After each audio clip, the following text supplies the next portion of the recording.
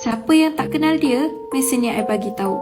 Ted Bundy ni merupakan salah satu SK yang agak terkemuka seluruh dunia. Dia ni macam ada split personality tau. Time bekerja ataupun bersosial, dia ni sangat ramah, charming and disukai ramai. Tapi dalam masa yang sama, dia merupakan manusia yang sangat sadis.